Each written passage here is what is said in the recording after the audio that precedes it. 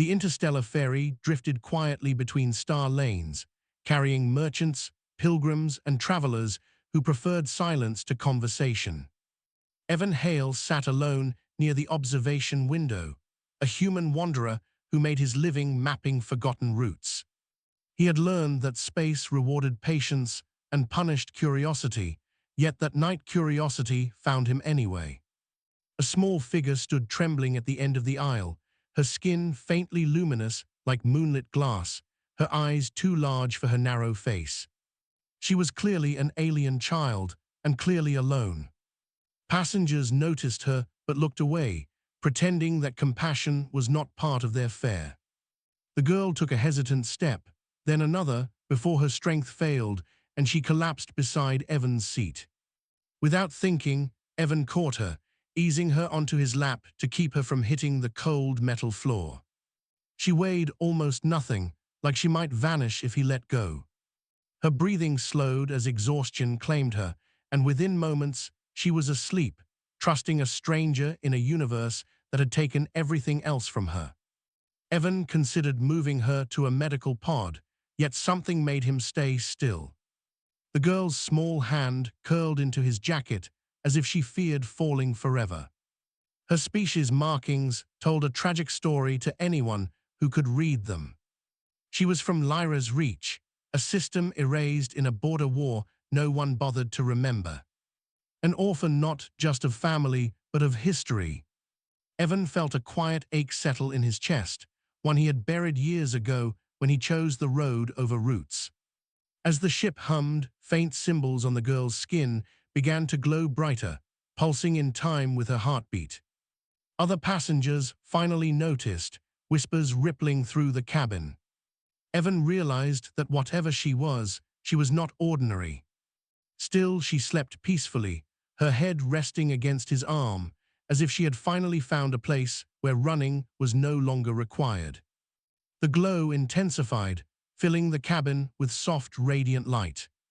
Screens flickered, navigation systems recalibrated themselves, and the ship subtly corrected a course error it had not yet encountered. Evan stared in disbelief as star maps updated without input, revealing safe passages through regions long considered deadly. The child was dreaming, and her dreams were reshaping probability itself. She was a weaver, a rare evolutionary miracle capable of bending outcomes while asleep. The ferry captain rushed in, stunned by the data streaming in. Entire trade routes were being rewritten in real time. Wars could end, famine could be avoided, all because a tired orphan had finally rested. Evan understood, then, why she had been hunted, and why she had run until her legs gave out. He tightened his grip protectively, knowing that waking her too soon could shatter everything she was unconsciously repairing. When the ferry reached its destination, authorities waited, eager to claim the girl as an asset. Evan was offered wealth, ships, and status in exchange for handing her over. He looked down at her sleeping face and saw not power but a child who deserved a future of her own choosing. Quietly, he altered the coordinates using the very data she had created. The ship slipped away unnoticed, following a path only she could have revealed. When the girl finally woke, she looked up at him without fear. She spoke a single word into his mind, a word that meant safe. Evan smiled, realizing that for the first time in decades, he was no longer traveling alone. They vanished into the unmapped dark, beyond politics and profit. Evan became her guardian, her teacher, and sometimes simply a warm place to rest when the universe felt too heavy. She learned to weave while awake, guiding chance gently instead of bending it in desperation. Worlds quietly healed, never knowing who to thank. Legends spread of a sleeping light that saved ships from disaster. But Evan and the girl remained a rumor, a kindness that passed through lives unseen. And whenever she fell asleep on his lap, beneath unfamiliar stars, Evan knew that the greatest journey he would ever take was not across space, but toward becoming the home she had lost. The deeper they traveled into unmapped space, the quieter the universe seemed to become. Stars thinned into distant embers, and familiar constellations dissolved into patterns no human chart had ever named. Evan learned that silence out here was not empty, but watchful, as if space itself was aware of the girl's presence. She slept often during those early days, her small body curling naturally against him as the ship drifted between unknown systems.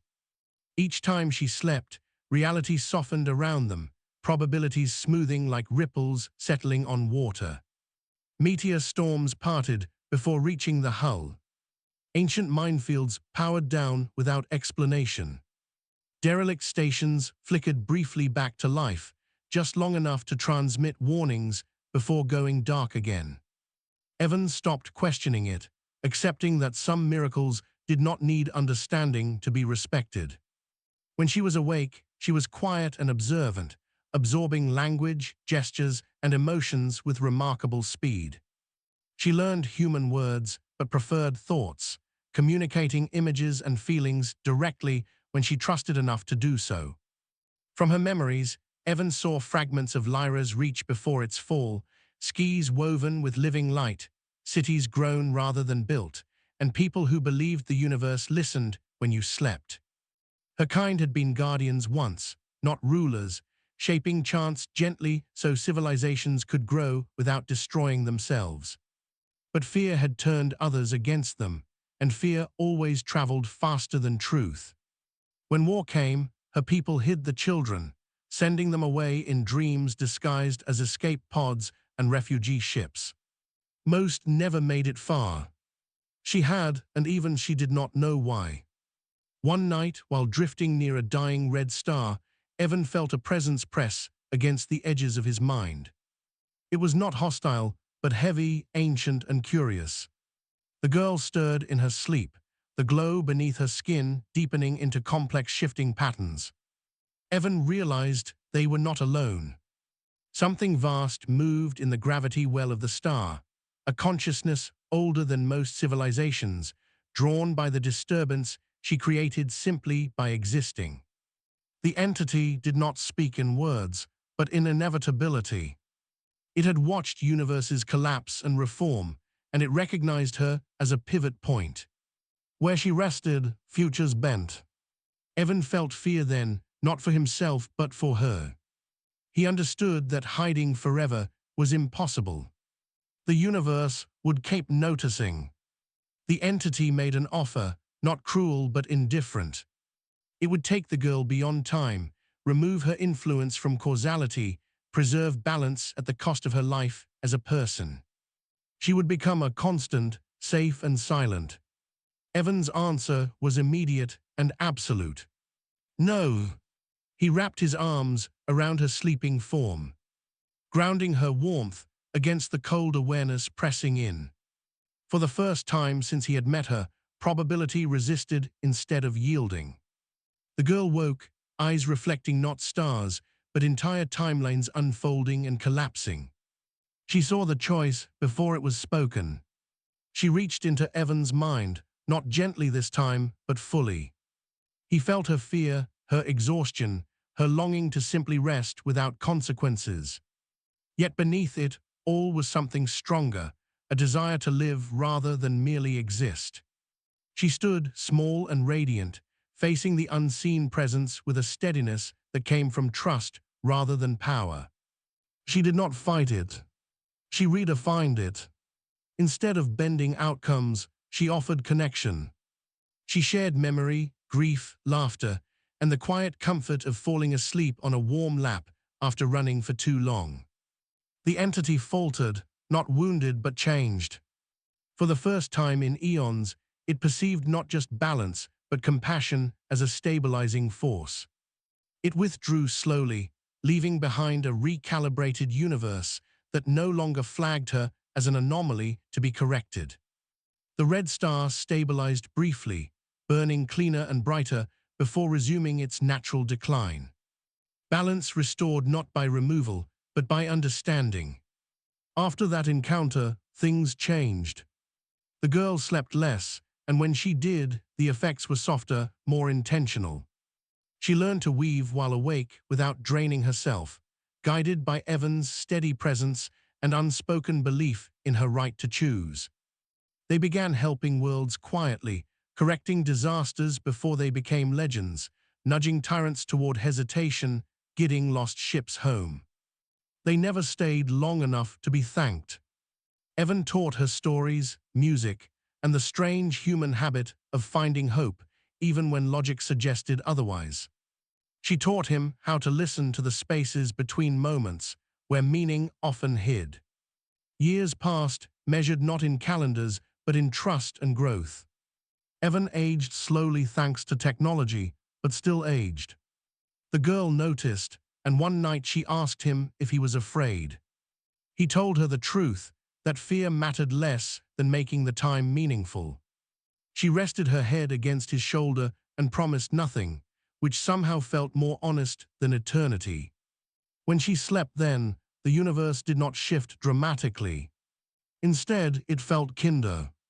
In time, they found a quiet system with no sentient life, just stable stars and fertile worlds waiting patiently.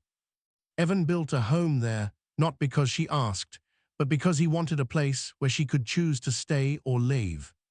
She planted seeds that responded to dreams, fields that shimmered softly at night. Sometimes travelers passed nearby and felt an unexplainable sense of peace before moving on.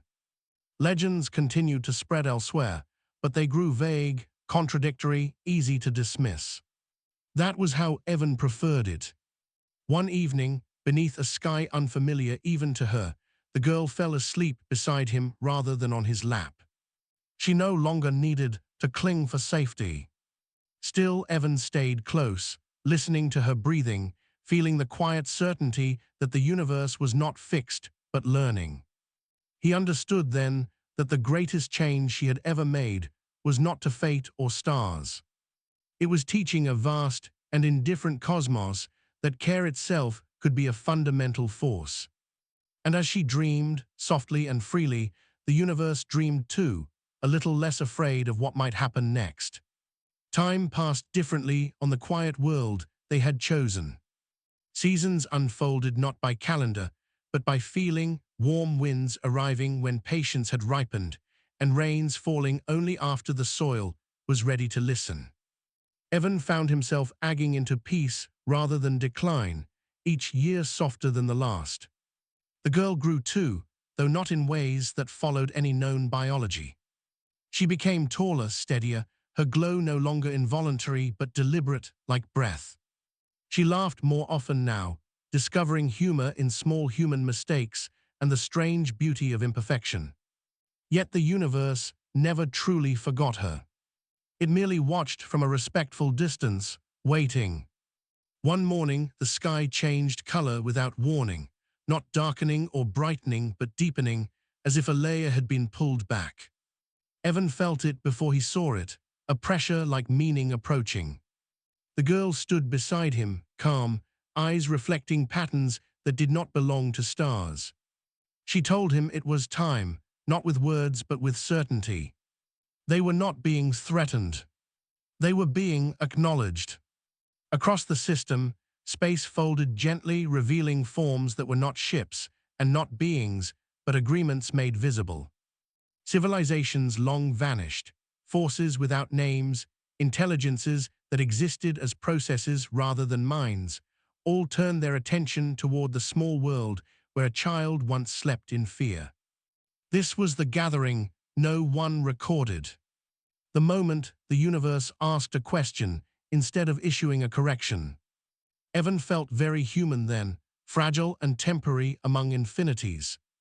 He reached for the girl's hand, grounding himself in what he knew was real.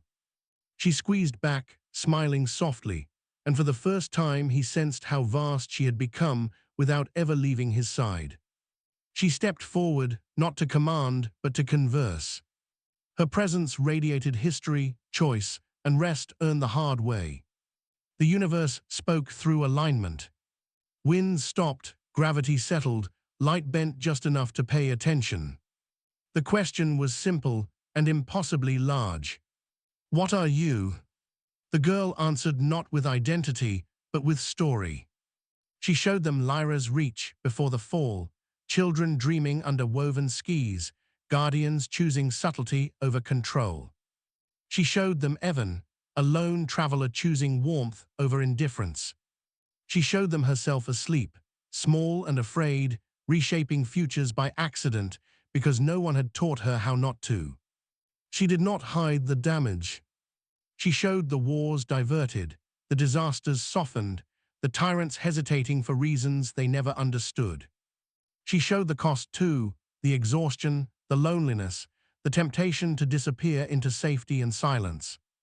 Then she showed something new. Choice without erasure. Care without dominance. The universe considered this. Processes shifted, constants flexed, assumptions long held without examination began to loosen. For the first time, balance was redefined not as stasis, but as responsiveness. Not control, but relationship. Evan felt tears on his face, unsure when they had started, overwhelmed by the realization that something fundamental was changing because a child had once trusted him enough to sleep. The response came not as permission, but as release. The universe withdrew its watchful tension. She was no longer flagged as a singularity or a risk. Her existence was accepted as valid variance. A new clause written quietly into the fabric of reality. Care is allowed. When the sky returned to normal, the world felt lighter. Birds returned to the fields, plants shimmered faintly as if relieved. Evan sank onto the grass, suddenly exhausted. The girl sat beside him, resting her head against his shoulder like she had so many times before. For a long while, neither spoke. Eventually, Evan asked what would happen now. She answered honestly that she did not know. But she knew this. She would not be hunted, contained, or erased. Others like her might arise someday, and they would not be alone. The universe would remember. They continued, living simply. Evan taught, repaired, planted, and aged. The girl explored nearby systems, always returning. Sometimes she brought stories of distant worlds, beginning to solve their problems with less violence. Sometimes she brought nothing but silence and the need to rest. When she slept now, it was not to fix reality. It was because she was tired.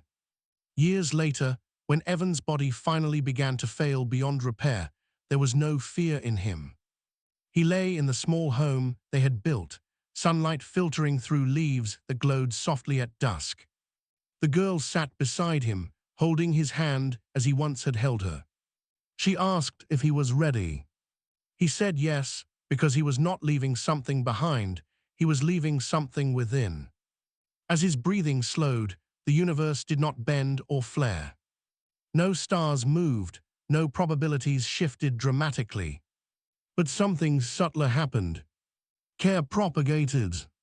Across distant systems, small kindnesses occurred without reason, a pause before cruelty, a moment of empathy where none had been required. No one noticed the pattern, and that was the point. When Evan was gone, the girl stayed still for a long time. Then she lay down where he had been, resting her head where his warmth lingered. She slept not to escape, not to repair, but to remember. And the universe, having learned at last, watched quietly. Not to intervene, not to correct, but to honor the simple, impossible truth that everything had changed the moment someone chose to care.